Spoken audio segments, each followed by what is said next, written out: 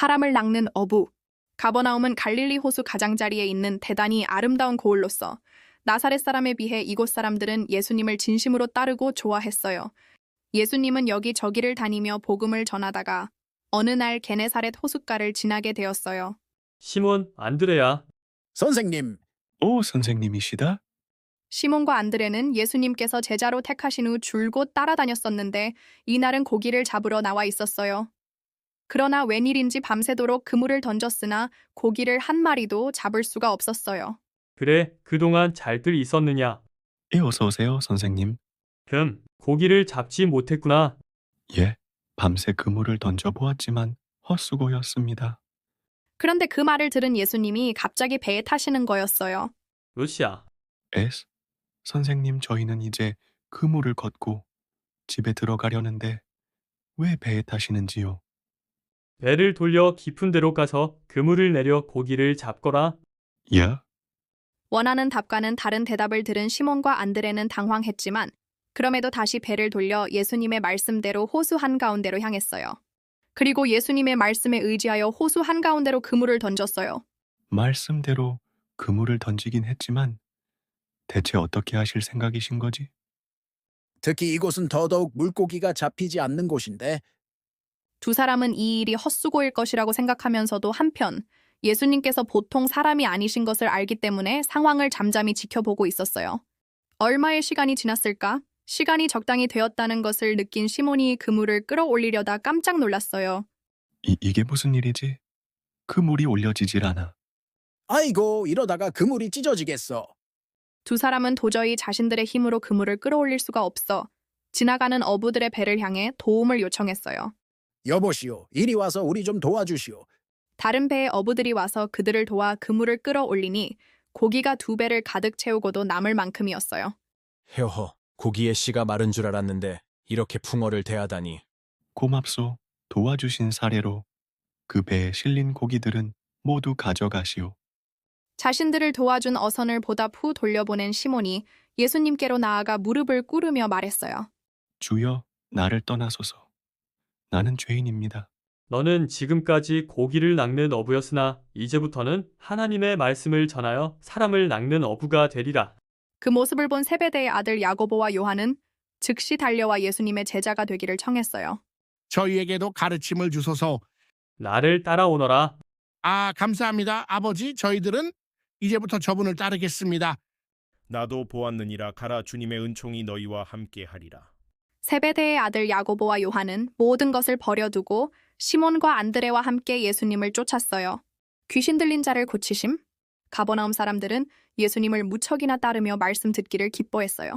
내가 이 땅에 온 것은 너희에게 참 자유와 평강을 주기 위함이니라. 예수님의 말씀에는 진리가 있고 권위가 있어서 듣는 사람들을 감동시켰어요. 마치 나를 위해 말씀하시는 것 같아.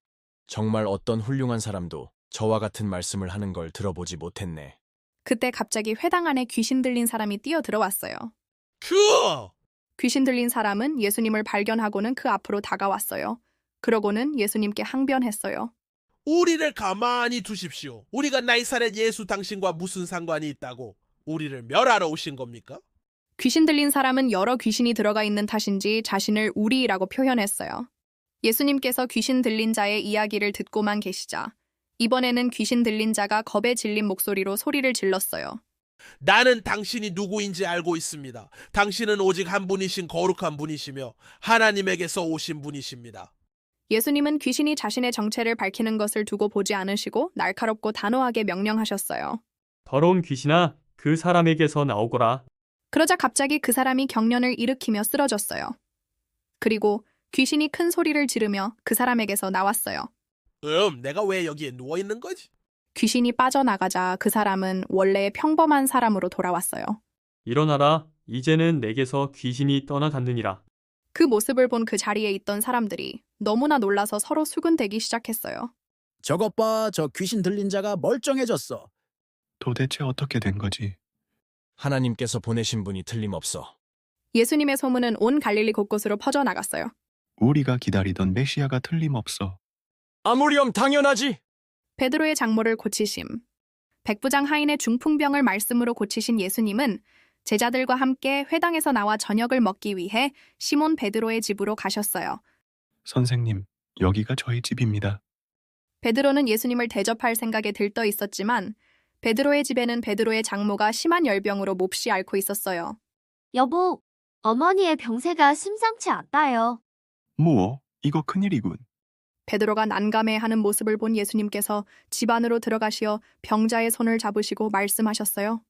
악한 열병아, 이 여인에게서 나오거라. 그러자 놀라운 일이 일어났어요. 베드로 장모의 열이 내리고 병이 나아버린 거예요.